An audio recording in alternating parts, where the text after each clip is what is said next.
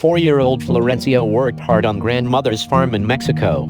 He planted and tended crops of rice, avocado, cacao, and roses with the help of 2 adult cousins and a 7-year-old neighbor boy, Antonio. Florencio noticed that Antonio didn't work on Saturdays. Antonio also didn't collect his salary with the 2 adult cousins every Saturday afternoon. He only came after dark on Saturday evening. Florencio asked why. "I've read the Bible," Antonio replied.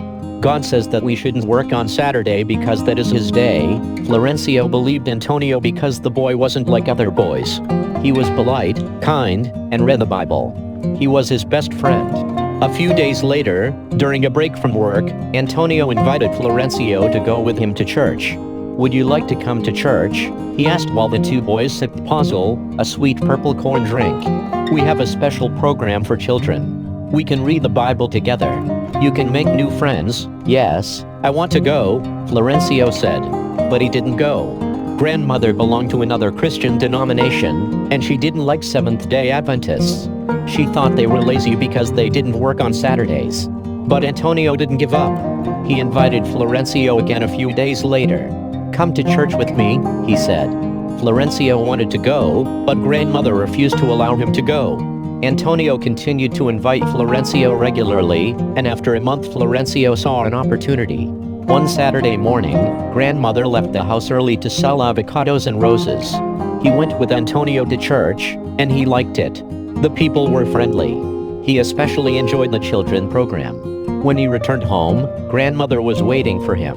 "Where were you?" she demanded. "I went with Antonio to the church," the small boy said. Grandmother was furious. "I don't like that church. Don't go to that church," she said. "I'll buy beer for you if you don't go to that church." But Florencio kept going to church with his friend on Saturdays. He slipped out of the house after grandmother had left to sell farm produce, and he made sure to return before her.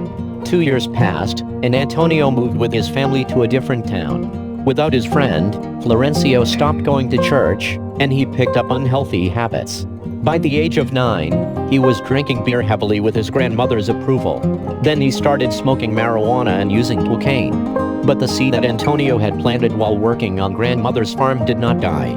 After struggling with addictions for many years, Florencio cried out to God for help.